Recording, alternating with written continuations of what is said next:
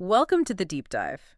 Today, we are immersing ourselves in, well, one of the most complex, certainly disturbing, and ultimately, I think, defining criminal investigations of the last few years. Yeah. The 2022 University of Idaho murders. Yeah, this case really did more than just capture national attention. It fundamentally shattered the sense of safety in Moscow, Idaho. I mean, I Yeah. remember, this was a small rural college town. They hadn't seen a murder since 2015. Right. So the suddenness, the sheer brutality Huh. of the mass stabbing of four young students, Madison Mogen, Kaylee Goncalves, Ethan Chapin, and Xana Kernodle, on November 13th, 2022, Yeah, it demanded this huge immediate response. it truly did, and the complexity right from the start was just staggering. So our mission here in this deep dive, for you listening, is really to try and synthesize this incredibly dense stack of sources surrounding the tragedy. We're going to go step by step. Okay. Focusing not just on the horror of the crime itself, which is undeniable, but also on the massive multi-agency investigation that unfolded.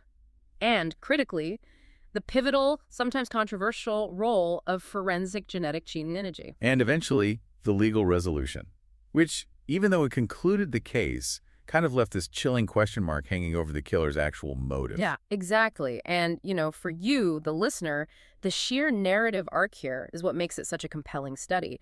We start with a completely unsolved crime, a community terrified, students actually fleeing the campus. Yeah, leaving early for the holidays because they just didn't feel safe. And we follow this meticulous, often really frustrated investigation, all the twists and turns, leading eventually to the arrest of, well, a truly unlikely suspect, Brian Christopher Kohberger. A PhD student in criminology, no less, located right across the state line at Washington State University in Pullman, which is, less than 8 miles away? Right across the border. Wow.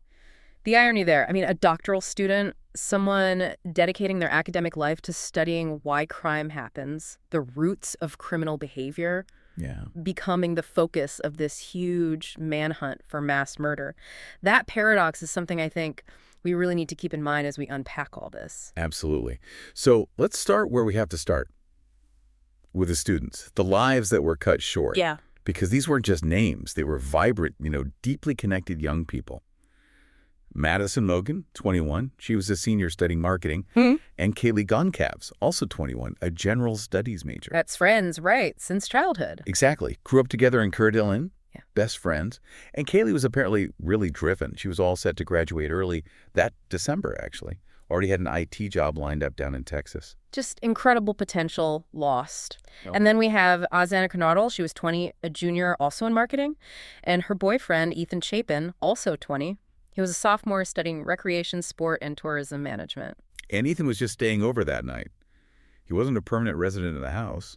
Right. And they were all really embedded in university life, weren't they? Sororities, fraternities. Oh, yeah, very much so. Mogen and Kernodle were in Pi Beta Phi, Goncalves was in Alpha Phi, and Chapin was a Sigma Chi member. And, like a lot of students, they were balancing classes with work. Mogen and Kernodle both worked part-time at the Mad Greek restaurant there in Moscow. Popular spot. So a really tight-knit group, busy lives. Definitely. Okay, let's talk about the setting, the off-campus house, because the layout is actually pretty crucial for understanding the timeline and, well, what happened later. It really is. It was this 3-story rented house, kind of distinctively built into a hillside, which meant unusually it had outside entrances on both the first and second floors. Right, I remember seeing pictures. Yeah. And it was set up for communal living, 6 bedrooms total. Now, crucially for the events, the 3rd floor, the top floor, that's where Madison Mogen and Kaylee Goncalves had their bedrooms. And on that specific night. They were actually sharing a single bed in Mogen's room. Apparently, Kaylee had recently moved out, getting ready for that Texas job, but she was back visiting Maddie, showing off her new car, I think the report said. Okay, so they're together on the top floor, then the second floor. That's where Xana Kernodle's room was, and also the room of one of the surviving roommates, Dylan Mortensen. And, of course, Xana's boyfriend, Ethan Chapin, was staying over in her room that night. Got it.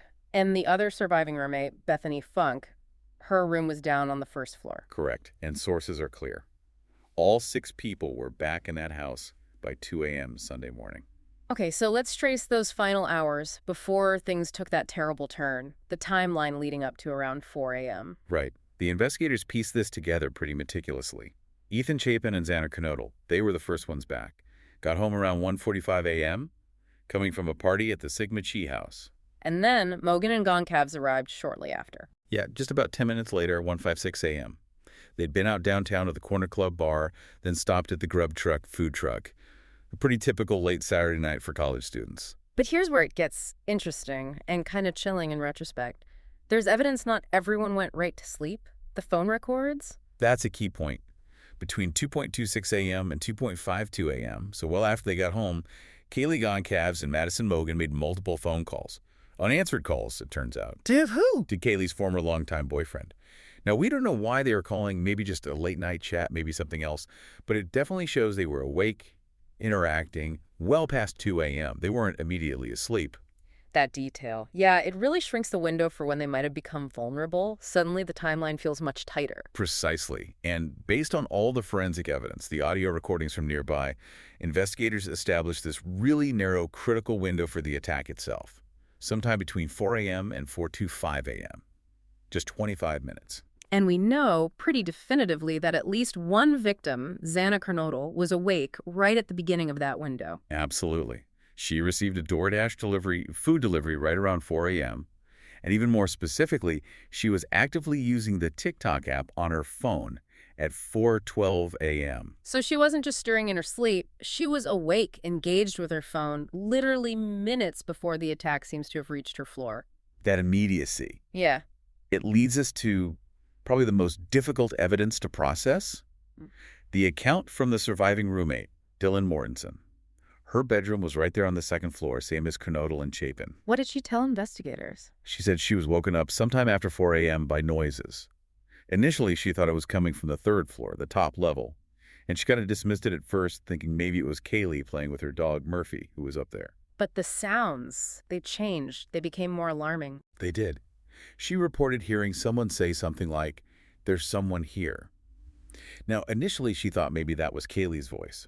But based on the timeline and knowing Xana was awake, investigators now strongly suspect that might actually have been Xana reacting to the intruder on her floor. Chilling. And then it got worse. Yeah. The auditory evidence gets more specific and more disturbing. Mortensen said she looked out her door after that first noise, didn't see anything. But then she heard what sounded clearly like crying, coming from Xana Kernodle's room. Oh, God. She opened her door a second time, and this time she heard something truly terrifying. An unfamiliar male voice, whispering, or maybe murmuring, a phrase like, "It's okay, I'm going to help you." That's deeply unsettling. And there was external corroboration for this, right, from security cameras. Yes, and this is where the timeline gets anchored forensically. Security cameras nearby picked up audio right around this time. Sounds described as whimpering, then a very loud thud, and then a dog, likely Murphy, upstairs, barking multiple times.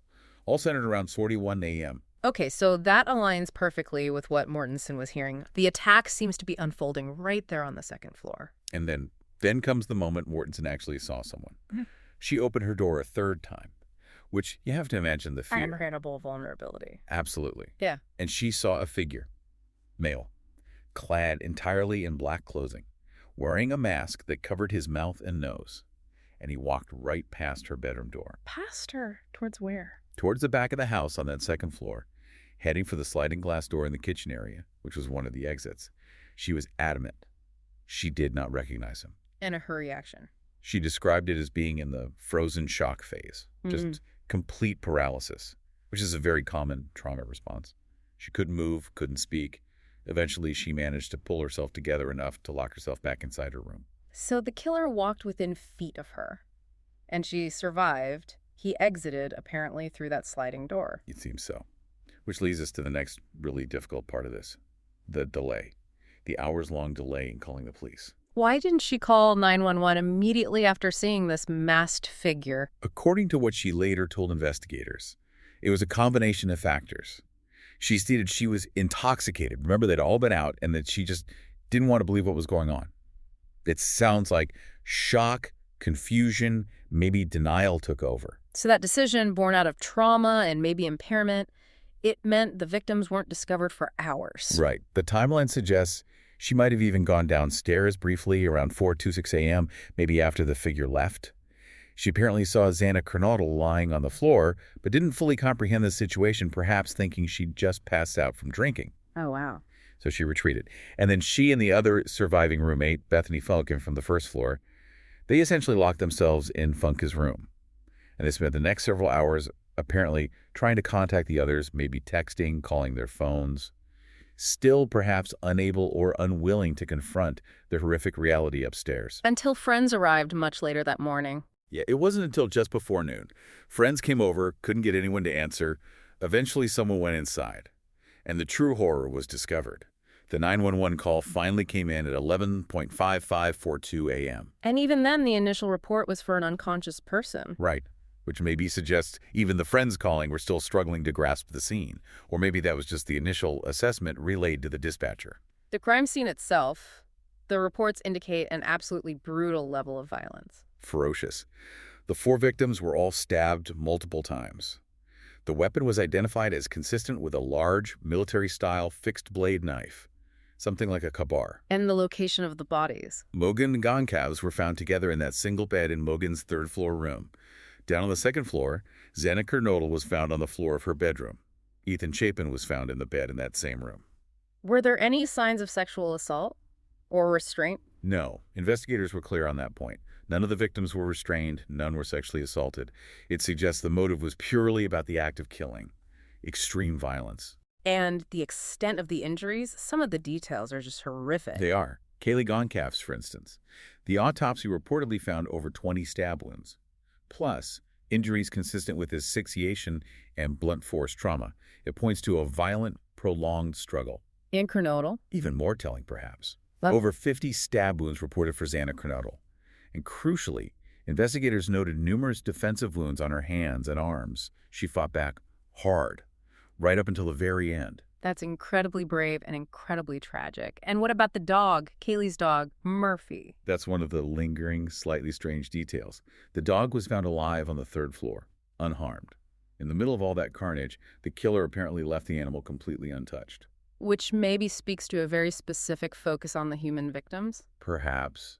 Or maybe just the chaos of the moment. It's hard to say. But when the news finally broke, when the discovery was made public, the reaction in Moscow was immediate and overwhelming. Yeah, it led to this profound community crisis, didn't it? The university canceled classes almost immediately. The atmosphere just turned to sheer terror. Students were genuinely afraid for their lives. You had this mass exodus students leaving Moscow early for the Thanksgiving holiday, just fleeing. They felt like there was an active killer hunting students. And the initial police response didn't exactly help calm fears, did it? No, it arguably made it worse initially. On the day of the murders, the Moscow Police Department put out statements trying to reassure people, saying there was no ongoing risk to the community, implying maybe it was targeted or the threat was gone. But they had to walk that back pretty quickly. They did. Just 3 days later, Police Chief James Fry had to stand up and say, "We cannot say that there is no threat to the community." That complete reversal from "you're safe" to, well, actually, maybe you're not. It just confirmed everyone's worst fears. Anxiety levels shot through the roof. And that feeds right into what became a huge problem, the information management crisis. Absolutely. Yeah. You had intense frustration building, especially from the victims' families. Steve Goncalves, Kaylee's father, and Jim Chapin, Ethan's father, became very vocal.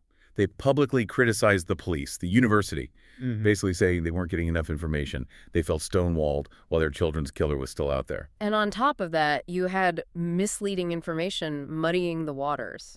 That stalker theory. Right. Police got a tip early on that Kaylee Goncalves supposedly had a stalker.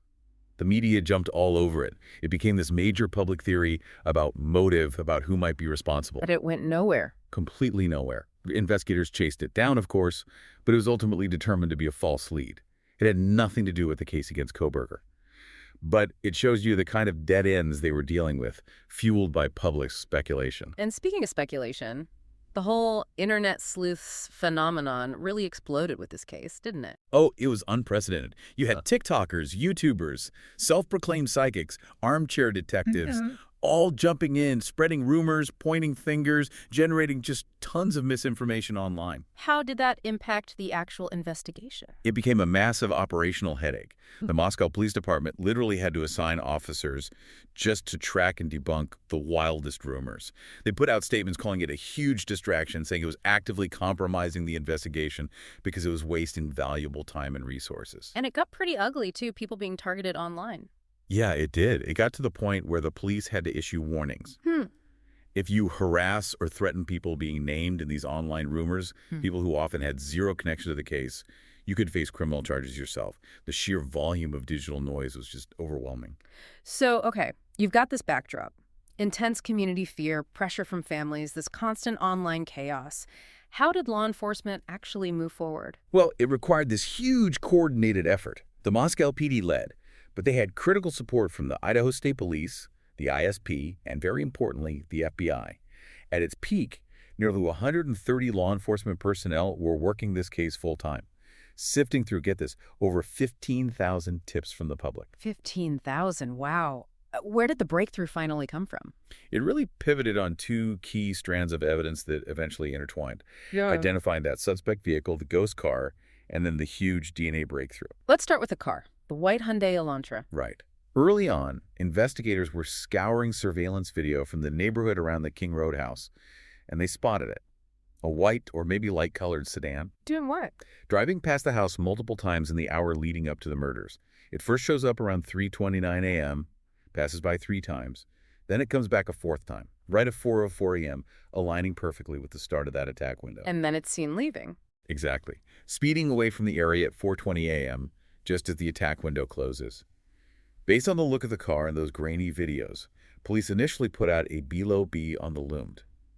On the lookout for white Hyundai Elantras, specifically model years 2011 to 2013. That's a lot of cars. How many were they looking at? The estimate was around 22,000 vehicles, just matching that initial description. A massive haystack to search through. And was the description even accurate in the end? It was close, but slightly off. Koberger's car was a white Elantra, but it turned out to be a slightly later model year, 2015, I believe. That small discrepancy highlights just how vital the next piece of evidence was, the digital trail, in pinpointing the specific vehicle and its owner. Okay, so the cell phone data. This seems to be where things really started to focus on Koberger. Absolutely. This data didn't just place a white Elantra near the scene. It potentially placed Koberger's phone there and suggested planning. How so? First key observation. His phone stopped connecting to the cell network in Pullman, Washington, where he lived and went to school, at 2:47 a.m. that morning. That's over an hour before the murders began. Suggesting the phone might have been deliberately turned off or put in airplane mode, a potential attempt to avoid being tracked during the drive over to Moscow and during the crime itself. It only pinged the network again at 4:48 a.m., but this time near Blaine, Idaho, which is south of Moscow, consistent with a return route towards Pullman. Okay, a blackout is suspicious, but maybe not conclusive on its own. What else did they find? The 9 a.m. ping, this was crucial. At 9 o'clock that same morning, so about 5 hours after the murders, Koberger's phone pinged the cell tower that provides service to the immediate area around the victim's house on King Road. So he came back? Or drove by again? That's the strong implication. Being in that specific location 5 hours later, not during a normal commute time, it looked highly suspicious. It suggested maybe he returned to the scene or was circling the area again. But the real clincher was the historical data, right? The earlier pings. Exactly. That's what really blew the case open from the cell data perspective. Investigators pulled his historical cell records, and they found that Koberger's phone had connected to that same specific cell tower nearest the King Road house at least 12 times in the months before the murders. 12 times? Starting when? Between June 2022 and November 13th, the day of the killings. That pattern completely undercut any argument that his presence near the house on the night of the murder, or even that morning, was just random chance or coincidence. It paints a picture of surveillance. Or planning. Precisely. It suggested he was potentially casing the location, monitoring the residents' patterns, or maybe even practicing the route multiple times over several months. It demonstrated premeditation and a specific targeted interest in that house. Okay. So the cell data provides this pattern of suspicious behavior, linking him geographically and temporally. But the physical evidence, the DNA, that's what tied him directly to the inside of the house. That was the final, definitive piece. And it came from that tan leather knife sheath, the one found lying on the bed on the 3rd floor, right next to Madison Mogen's body. They got DNA from that sheath? Yes. A single source of male DNA was recovered from the button snap of the sheath. They ran it through CODIS, the National Database of Known Offenders and Arrestees. No match. The DNA profile didn't hit on anyone in the system. So that's when they pivot to genetic genealogy. Exactly. When CODIS came up empty, the investigation turned to forensic genetic genealogy, or FGG.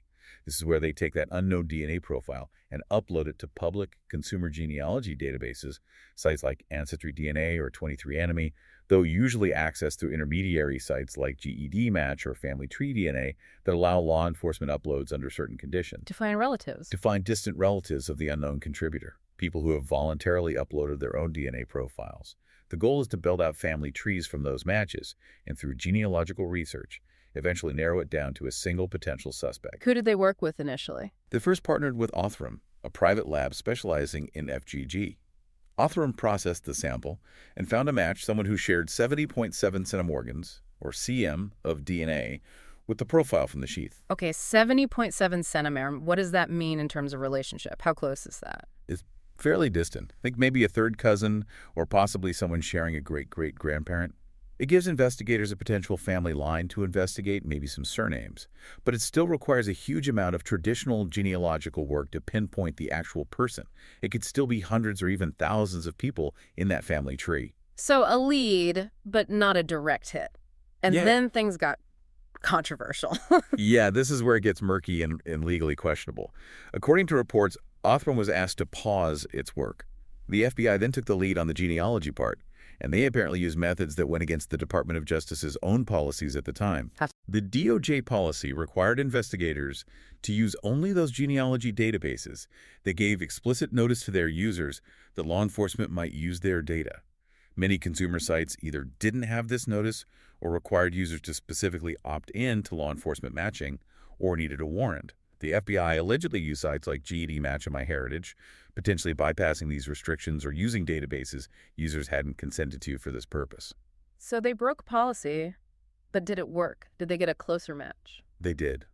This more aggressive, arguably improper search quickly yielded a much closer relative, someone sharing about 250 centimorgans with the sheath DNA. And 250 centiam is significantly closer. Oh, much closer. That's more in the range of a second cousin.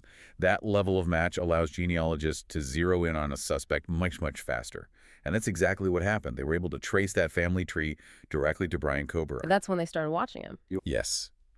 Once genealogy pointed squarely at Koberger, law enforcement began intense surveillance on him. He'd driven home to Pennsylvania for the holidays with his father by this point. So FBI agents and Pennsylvania State Police started watching him at his parents' house in Albrightsville, Monroe County. What did they observe during that surveillance? His behavior only deepened their suspicions. He was seen multiple times wearing surgical gloves, even when doing mundane things outside.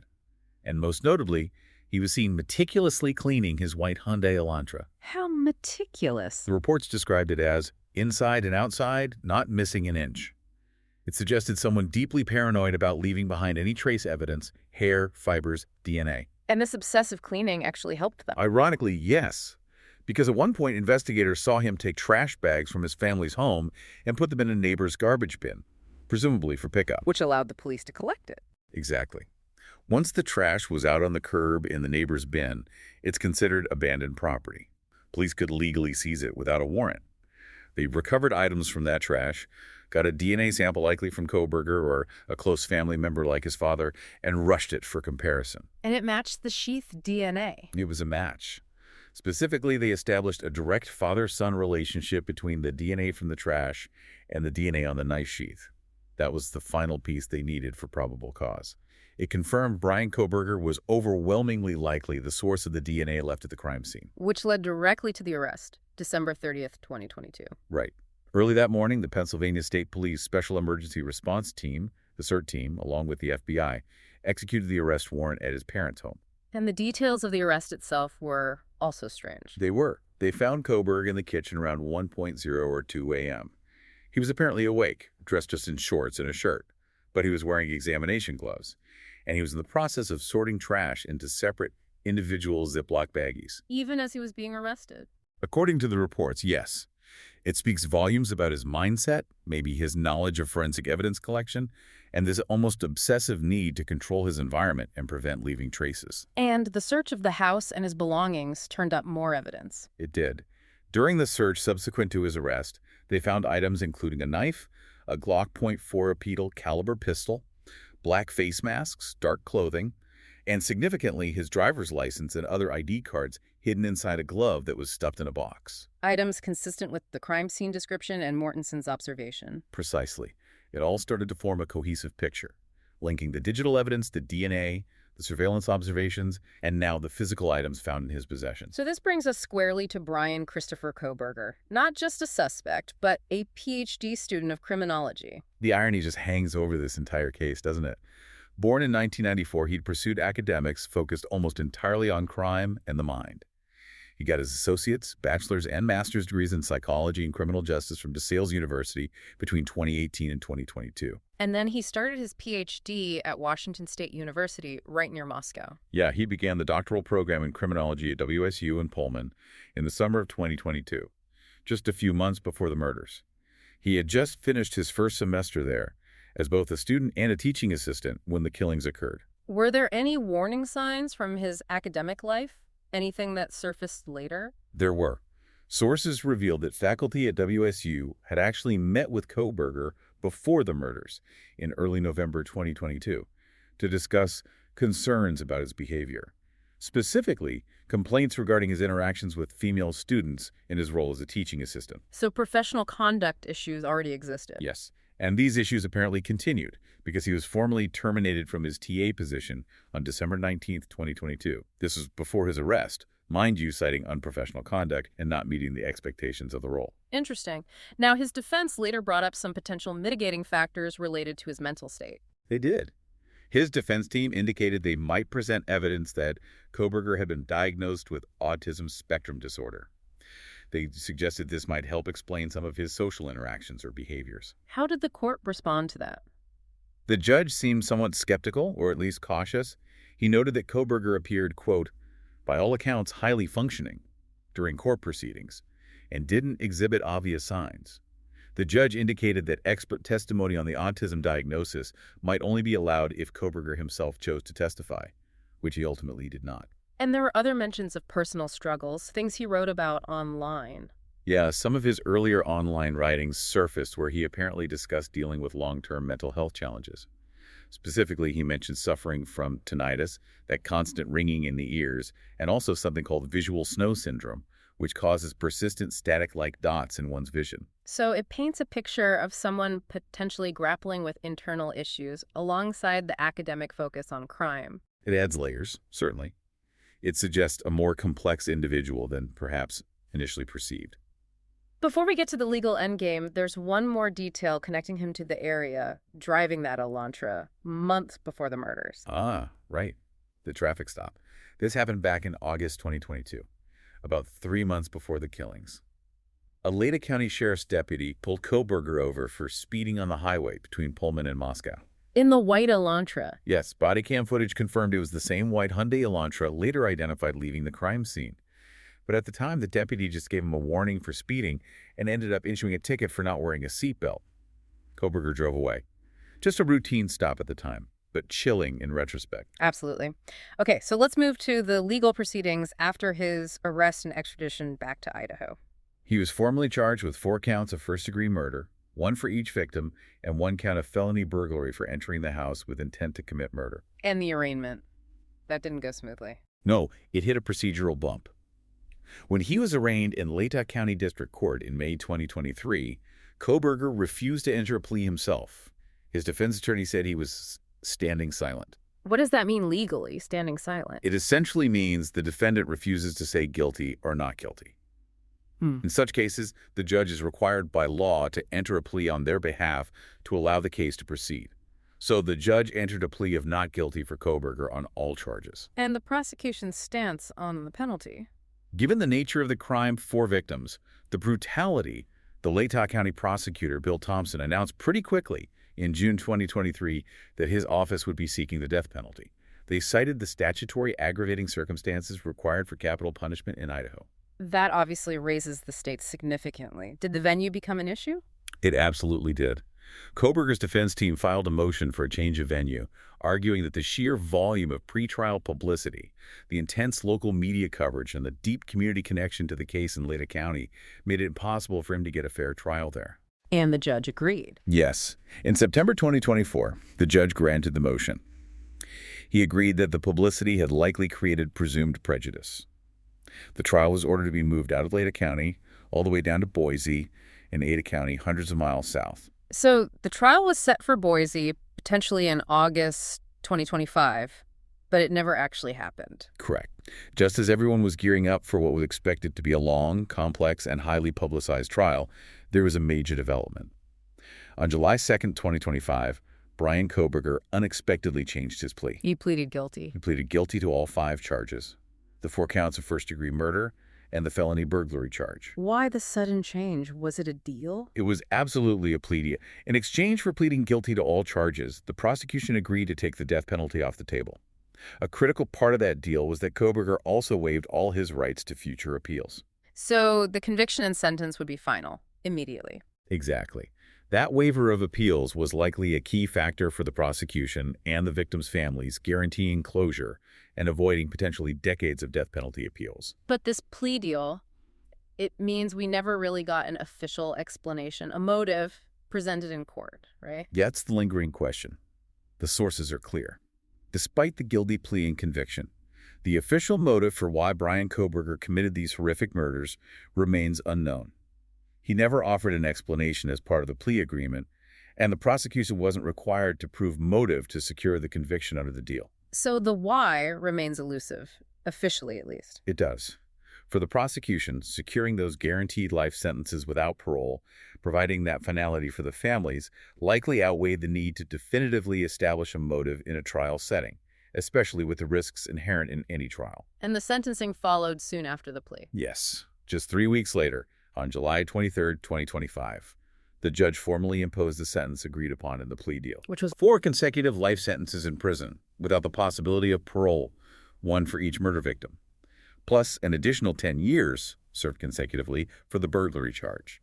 He was also ordered to pay about $270,000 in fines and restitution. So the maximum possible sentence, short of execution, a definitive end to the legal chapter. Yes, legally the case was closed, but for the community, for the university, the process of healing and remembering was and still is ongoing. The house itself, that became a focal point, didn't it? It really did, a source of morbid curiosity, a painful reminder. The owner eventually donated the house on King Road to the University of Idaho, and the university made the decision quite quickly, actually, to demolish it. When did that happen? It was torn down about 10 months after the murders in December 2023. It was seen as a necessary step, really, to remove that physical scar from the community and allow people to start moving forward without that constant visual reminder. And the university has done other things to memorialize the students. Yes, significantly. In 2024, they dedicated the Vandal Healing Garden and Memorial on campus. It's intended as a permanent space for reflection, for remembering not just these 4 students, but any members of the university community lost too soon. And scholarships, too, I believe. That's right. The university established scholarships in the names of Xana Kernodle, Ethan Chapin, and Madison Mogan, tying their legacies to helping future students achieve their own educational dreams. And in a very emotional gesture, they awarded degrees posthumously. They did. At the spring commencement ceremony in May 2023, the university awarded degrees posthumously to all 4 victims, Madison, Kaylee, Xana, and Ethan, acknowledging the academic work they had completed and the futures that were tragically stolen. This case also very quickly became part of the sort of true crime cultural landscape, didn't it? Oh, absolutely. The media attention was intense from day one and continued right through the legal proceedings. For instance, Amazon Prime Video released a multi-part documentary series called One Night in Idaho, The College Murders in June 2025. Just before the plea deal was announced? Yeah, literally just weeks before Kohberger pleaded guilty. Yeah. It shows just how much public fascination there was and continues to be with understanding the details of the investigation, the whole story of this case. So as we wrap up this deep dive, looking back at everything this quiet town shattered, the chaotic investigation hampered by digital noise, the breakthrough via controversial technology, and finally this legal resolution without a stated motive. What's the big question that lingers? I think for me, and maybe for you listening too, it really comes back to that genetic genealogy piece, specifically the way the FBI ultimately got the identifying match. Using those consumer databases against DOJ policy at the time. Exactly. Given that reliance on accessing sensitive, personal genetic data submitted by consumers, often without their explicit consent for law enforcement use, it forces us to confront a really fundamental question about privacy versus public safety. That is the provocative thought, isn't it? Where do we draw the line? What boundaries should law enforcement respect when it comes to accessing our most personal information, our DNA profiles held by private companies? Even when the goal is bringing justice for a crime as horrific as this one, what are the ethical guardrails? When you upload your DNA to find distant cousins, are you implicitly consenting to potentially helping solve cold cases or even implicating relatives in future crimes? It's a huge societal question, especially as the technology just keeps advancing, often faster than our laws or ethical frameworks can keep up. Absolutely. That tension between the power of this technology to solve crimes and the potential erosion of genetic privacy, that's something that this case starkly highlights, and something we'll all be grappling with for years to come. Definitely something worth thinking more about on your own.